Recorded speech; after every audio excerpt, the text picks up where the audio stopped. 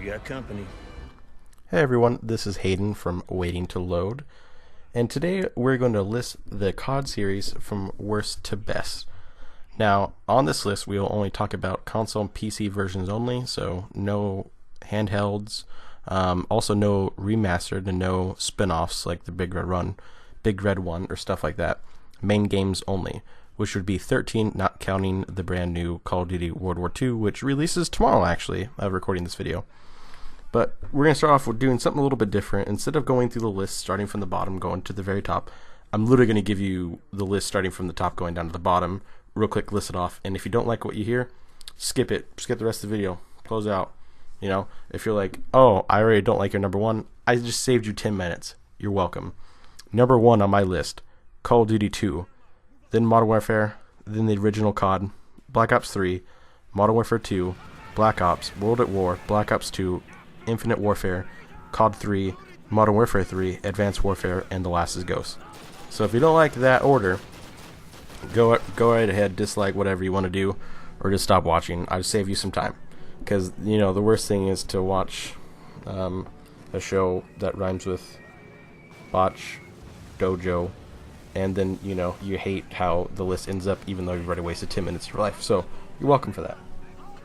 But as of for my list, let's go now starting from the bottom. And just so you know, like, the gameplay is just random. All the cool pieces of CODs that I have the ability to play. I did steal a little bit of some of the videos and stuff, but we'll glaze over that.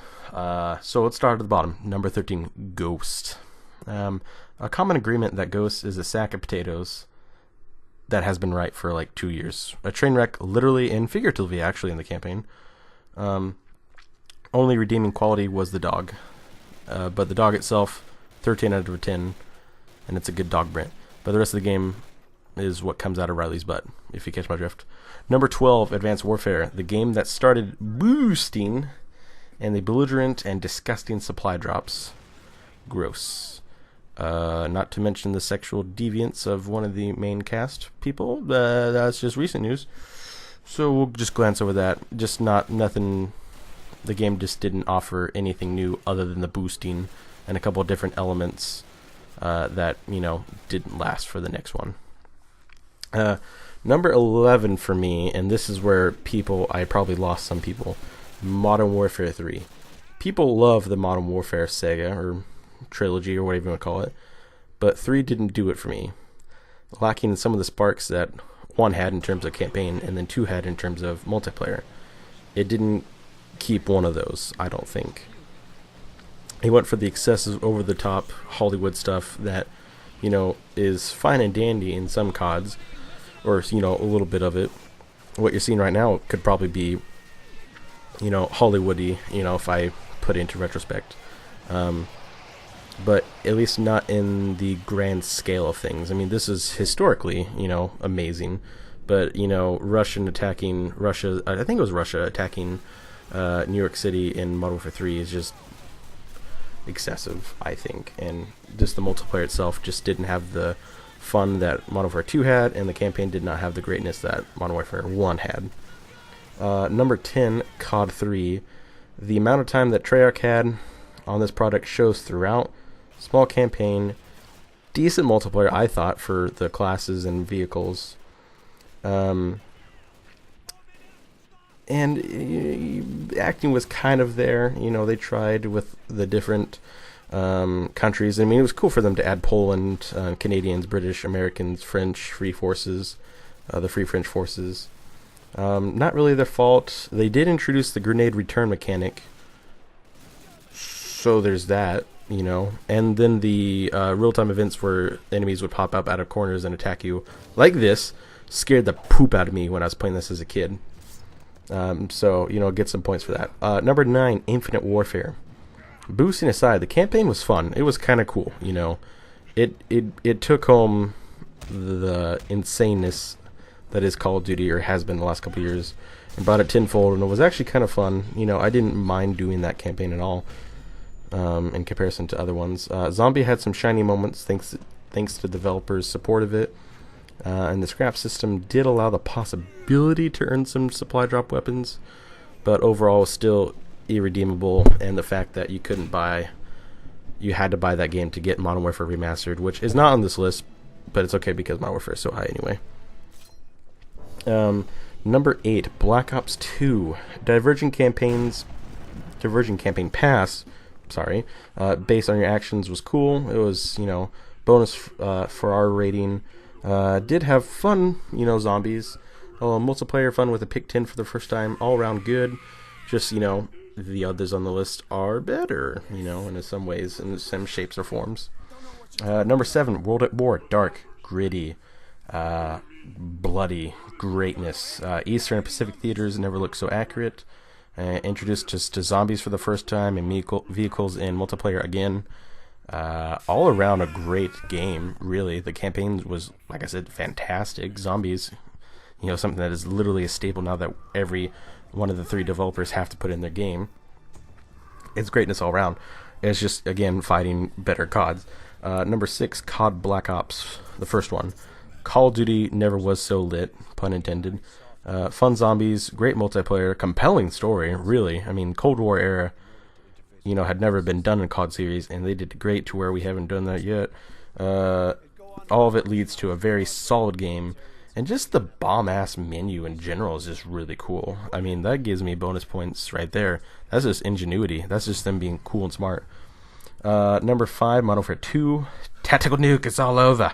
That scared the poop out of you as a kid. That was always, something very scary, chilling stuff. Good campaign, I thought.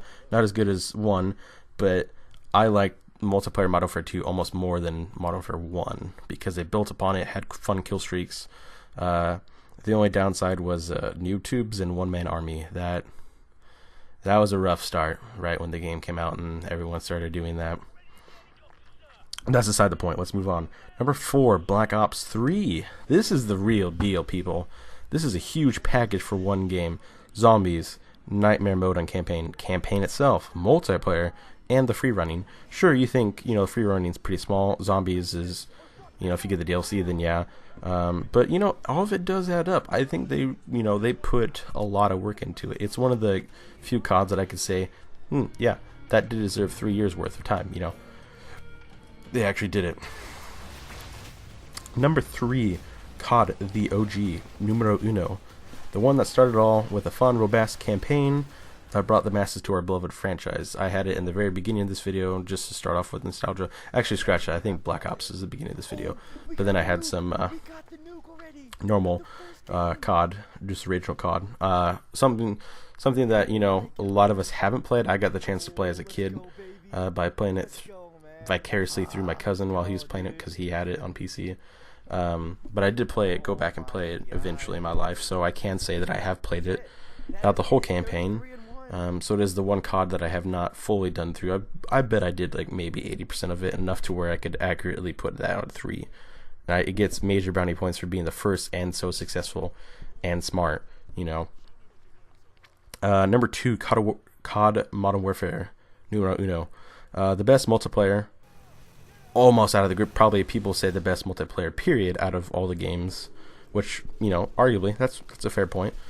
Great modern story. The Chernobyl missions in general were just amazing. Stuff in the multiplayer that came into practice then, or still in practice now, and it's just arguably probably the favorite out of the whole franchise. Obviously, that because it's the only one that's ever been remastered, but that also might have been a marketing ploy to save Infinite Warfare. But that's beside the point. But number 1, in my opinion, is definitely COD 2. The biggest push for COD. This game was do or die. The first one to hit consoles. I believe it was only 360 if I'm not mistaken. Failure here would mean disaster for our franchise.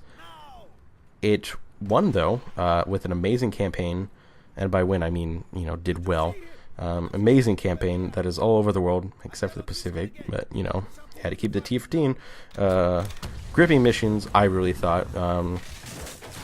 Multiplayer, when it's populated, was good. And overall, the World War II experience we need to see in COD World War II. Because again, World War II was a do-or-die situation for the franchise. But COD 2 is where it's at. A massive campaign with 3 different nations, 4 different characters, and, AI that actually came at you when you were low in health or nearby, and then friendlies that actually killed people. It's just the best one, all right, and it's what we want to see in the new COD. Fight me on it. I hope you like this video. I hope you like what you see. If you do, leave a like. If you really did, please subscribe. And as always, we'll see you in the next one. Check it later.